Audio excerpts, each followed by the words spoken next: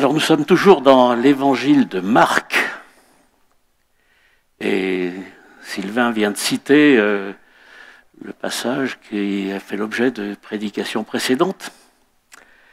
Alors aujourd'hui, nous allons parler de plan de formation qui a suivi ou qui a, pour lui-même, est titulaire d'un plan de formation au plan professionnel. Levez la main, c'est juste un sondage.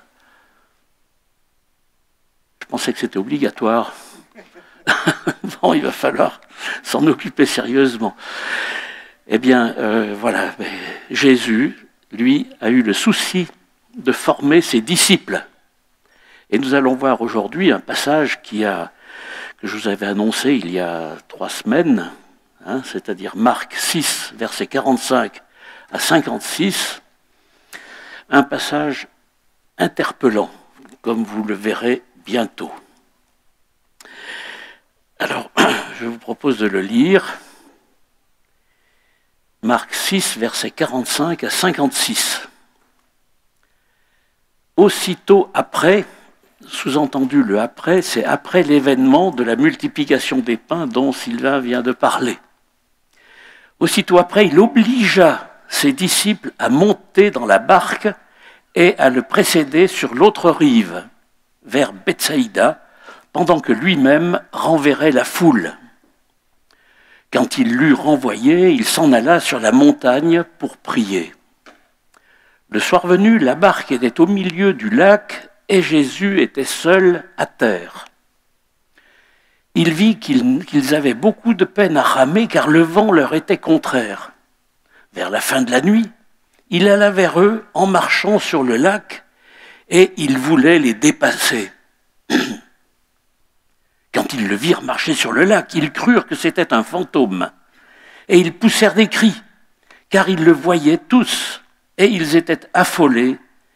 Jésus leur parla aussitôt et leur dit « Rassurez-vous, c'est moi, n'ayez pas peur. » Puis il monta près d'eux dans la barque, et le vent tomba. Ils étaient en eux-mêmes extrêmement stupéfaits et étonnés, car ils n'avaient pas compris le miracle des pains, parce que leur cœur était endurci. Verset 53, après avoir traversé le lac, ils arrivèrent dans la région de Génézareth et y abordèrent. Dès qu'ils furent sortis de la barque, les gens reconnurent Jésus et parcoururent tous les environs. Ils se mirent à apporter les malades sur des brancards, là où ils apprenaient sa présence. Partout où il arrivait, dans les villages, dans les villes ou dans les campagnes, on mettait les malades sur les places publiques et on le suppliait de leur permettre seulement de toucher le bord de son vêtement. Tous ceux qui le touchaient étaient guéris. Alors notre texte de ce jour, comme je vous l'avais annoncé, c'est un texte qui soulève quelques difficultés de compréhension, en tout cas pour moi. Que Jésus s'isole sur la montagne pour prier, verset 46, cela ne pose pas de problème. C'est légitime, il aspirait à ce moment de communion avec son Père. Légitime aussi pour Jésus que de vouloir aller vers ses disciples en pleine nuit, verset 48. Compréhensible pour nous aujourd'hui de constater que le simple fait pour Jésus de monter dans la barque ait calmé le vent. Compréhensible aussi que Jésus soit littéralement assailli par de très nombreux malades qui aspiraient à être guéris par un simple contact physique avec le bord de son vêtement. Imaginez si cela arrivait aujourd'hui, que Jésus passe parmi nous et que tous ceux qui ont un petit problème de santé seraient tentés de venir toucher son vêtement pour être guéris. Mais plusieurs autres points de ce texte peuvent nous surprendre et nous poussent à approfondir notre réflexion. C'est bizarre, c'est très bizarre que Jésus ait obligé ses disciples à monter dans une barque. Premier point. Bizarre aussi que Jésus, qui le soir venu voit la barque des disciples en difficulté depuis quelques heures, qu'ils n'interviennent pas tout de suite, pas tout à fait cessante. Il attend la fin de la nuit. Bizarre aussi que Jésus, alors qu'il marchait sur l'eau, ait voulu dépasser les disciples. Verset 48. Un peu surprenant. En passant à côté d'eux, les dépasser et pas s'arrêter. Bizarre. Bizarre que le texte affirme que les disciples n'avaient pas compris le miracle de la multiplication des pains. J'avoue que j'ai un peu de mal à comprendre, alors qu'ils ont eux-mêmes distribué le pain et qu'il y avait des restes, alors qu'au départ, il n'y avait que 5 pains. Bon, ils ont vu le miracle de la multiplication des pains, mais Jésus, enfin l'évangéliste, nous rapporte qu'ils n'ont pas compris le sens de cette multiplication. On n'imagine pas que ces récits des évangiles, même parfois difficiles à comprendre, n'aient pas quelque chose à nous apprendre, à nous, aujourd'hui. Et au plan pratique, pour nous, on peut dire que dans ce récit, nous discernons quelques lignes d'un plan de formation que Jésus a mis en œuvre pour ses disciples. Et du coup, on peut aussi mieux comprendre notre propre plan de formation de chrétiens. Première chose, c'est que Jésus nous forme par des expériences positives, excellentes, qui nous permettent de commencer à le connaître. C'est la découverte de la foi, la découverte du salut, avec le pardon de nos péchés. C'est le début de la découverte de certains traits de la puissance de Dieu, avec des réconciliations, avec des délivrances. C'est en grande partie le cheminement que les disciples ont effectué jusqu'à l'épisode d'aujourd'hui. Et c'est aussi généralement le témoignage que nous entendons par les candidats au baptême, quand nous avons des baptêmes ici, lorsqu'ils exposent la manière dont Dieu les a guidés jusqu'à ce temps d'engagement avec Jésus-Christ à sa suite. Donc ça, c'est l'enseignement de Jésus par des expériences positives. Mais Jésus nous fait aussi passer par des périodes d'épreuves nécessaires à notre croissance spirituelle. Après un temps de provision et de grande bénédiction, Jésus force ses disciples à affronter la tempête. Et nous avons un premier événement surprenant, c'est qu'il commence par obliger ses disciples à monter dans la barque. C'est pas très démocratique, hein ? L'une des raisons possibles de cet ordre surprenant apparaît dans une remarque de l'apôtre Jean dans son évangile, chapitre 6, verset 15. Et je vais vous lire ce verset de l'évangile de Jean, qui est au même moment après ce miracle de la multiplication des pains. Mais Jésus, sachant qu'ils allaient l'enlever de force pour le proclamer roi, se retira de nouveau tout seul dans la montagne. Jean nous donne une explication sur la nécessité d'éloigner les disciples.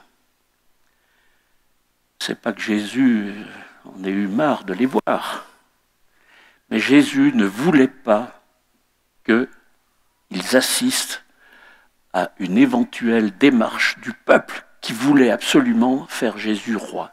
Ce n'était pas le moment, ce n'était pas la volonté de Dieu, ce n'était pas la volonté de Jésus.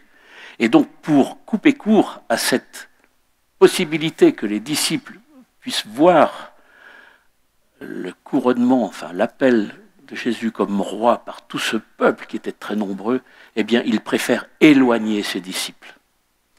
Voilà, j'ai mis du temps à comprendre cette obligation qu'ont eu les disciples de s'éloigner, mais il y avait une raison positive que les disciples n'ont évidemment pas intégrée tout de suite.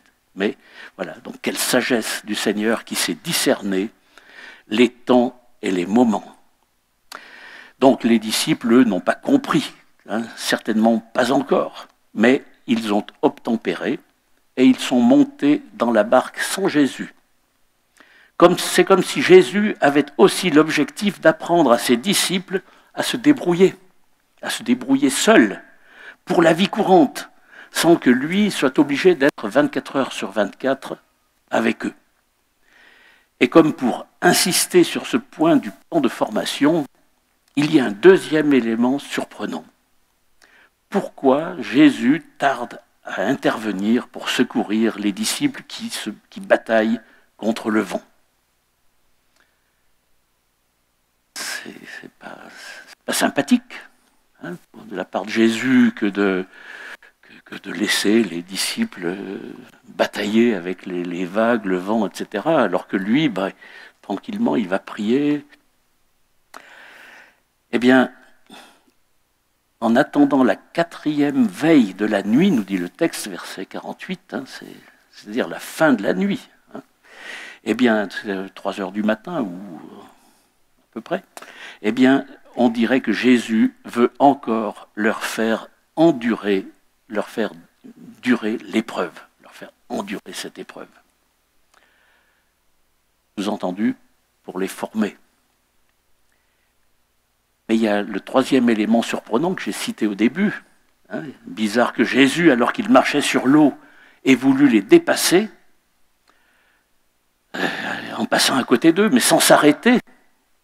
Je ne sais pas si... Moi, ça m'a choqué. Enfin, je n'ai pas compris. Hein, comme pour aller plus loin. Hein, comme pour, finalement, ignorer ses disciples. C'est un peu comme si Jésus n'avait pas la même notion du temps et du danger que ses disciples, et du même coup que nous. Un peu comme si Jésus voulait nous enseigner une certaine relativité du temps et des épreuves, comme pour éprouver notre foi. Et pour compléter, il y a encore un 4e élément surprenant, donc, les disciples découvrent tous ensemble, au travers de cette épreuve, une autre facette de la toute-puissance de Jésus. Il a le pouvoir de marcher sur l'eau, de braver les lois de la physique. Alors, je pense que Archimède, vous savez ce qu'est Archimède, le principe d'Archimède. Bon, je vous expliquerai à la sortie, hein, c'est de la physique. Mais Archimède, il a dû se retourner dans sa tombe, lui qui a été enterré 200 ans avant cet épisode. Je vais quand même vous dire de quoi il s'agit. Hein. Le principe d'Archimède, c'est tout corps plongé dans un liquide, reçoit de la part de ce liquide une force de bas en haut, contraire à l'apesanteur, égale au poids du volume d'eau déplacé. Voilà. C'est-à-dire que s'il y avait que les pieds de Jésus qui étaient sur l'eau, il n'y avait que les pieds de Jésus. Et les pieds de Jésus, allez, ils faisaient peut-être 2 kilos d'eau. Donc ce n'était pas du tout une force suffisante pour maintenir Jésus au-dessus de l'eau. Donc c'était vraiment un miracle qui contredit les lois de la physique élémentaire. Jésus défie les lois de la physique en marchant sur l'eau, tout comme il a défié les lois de la vie courante en multipliant les pains. Les disciples n'avaient pas compris le miracle de la multiplication des pains, comme ils n'avaient pas imaginé jusque-là que Jésus pourrait marcher sur l'eau. Il a fallu cette expérience vécue tous ensemble de la marche de Jésus sur l'eau pour commencer à ouvrir les yeux et leur compréhension. Et que signifie en fait ce miracle de la multiplication des pains? Il vient juste de se passer avant. Jésus apporte le salut dans sa plénitude avec une nourriture équilibrée, complète, abondante, puisqu'il y a même des restes, et ceci, il le fait pour le monde entier. En l'occurrence, le jour du miracle, il y avait 5000 hommes. C'était loin d'être négligeable. Les disciples avaient certes assisté à ce miracle, mais ils n'en avaient pas mesuré toute la signification et la portée. Qu'en est-il pour nous aujourd'hui? Comment intégrons-nous les miracles dont nous sommes témoins et aussi les miracles relatés dans la parole de Dieu. Miracles dans nos vies, mais aussi miracles dans le monde entier, aux antipodes. Banalisation à l'extrême, est-ce ça notre réaction? Ou alors admiration et reconnaissance? Si nous croyons que Jésus est Seigneur et que tout pouvoir lui a été donné, nos peurs et nos préoccupations ont-elles encore un sens? C'est facile à dire quand on n'est pas au milieu de l'épreuve, hein, qu'on est bien dans sa maison, bien au chaud. Mais dans l'épreuve, est-ce que nous croyons que Jésus a tout pouvoir? Donc les disciples commencent à découvrir, dans le cadre de leur formation, que Jésus peut intervenir à distance, sans être forcément présent avec eux. Jésus leur avait déjà appris cela quand il les avait envoyés 2 par 2. Les disciples avaient pu, sans la présence de Jésus, guérir des malades. Mais là, ça continue. Jésus enseigne ses disciples. Il peut intervenir sans sa présence physique. Alors, troisièmement, c'est une grande leçon pour les disciples, mais aussi pour nous dans ce passage, c'est que Jésus est patient et compatissant. C'est ce qu'on voit dans le texte qu'on a lu. Hein. Jésus peut adapter, il peut voire même changer ses plans. Jésus voulait dépasser la barque. C'est son plan. Il avait son idée, je ne sais pas quelle était exactement son idée, le texte ne le dit pas, mais il a changé son plan. Je vais vous lire. Quand ils le virent marcher sur le lac, ils crurent que c'était un fantôme et ils poussèrent des cris car ils le voyaient tous et ils étaient affolés. Jésus leur parla aussitôt et leur dit « Rassurez-vous, c'est moi, n'ayez pas peur. » Jésus rassure. Puis il monta près d'eux dans la barque et le vent tomba. Ils étaient en eux-mêmes extrêmement stupéfaits et étonnés car ils n'avaient pas compris le miracle des pains parce que leur cœur était endurci. Ce texte nous fait aussi penser le fait de dépasser la souffrance de ces disciples qui étaient dans la barque, dans la tempête, là, le fait de pouvoir passer outre en quelque sorte. On a un autre exemple dans l'évangile de Luc, cette fois-ci, que je vais vous lire, ces 2 versets. Entre-temps, ils arrivèrent près du village où ils se rendaient. Jésus semblait vouloir continuer sa route. Il voulait dépasser. Hein. Mais ils le retinrent avec une vive insistance en disant « Reste avec nous, tu vois, le jour baisse et le soir approche. » Alors, il entra dans la maison pour rester avec eux. Jésus peut changer ses plans. Il voulait dépasser ses disciples, mais à cause de leur effroi, ils ont été terrorisés, il va changer ses plans et monter à bord, comme pour entrer dans la maison du passage de Luc. Avons-nous déjà songé que Dieu, dans sa merveilleuse patience, s'adapte à nos craintes et change parfois ses plans par amour pour nous quand nous sommes dans une pleine tempête? Il ordonne aux éléments naturels de se calmer et ils lui obéissent au doigt et à l'œil. C'est une nouvelle preuve pour Jésus pour accréditer le fait qu'il est Dieu fait homme.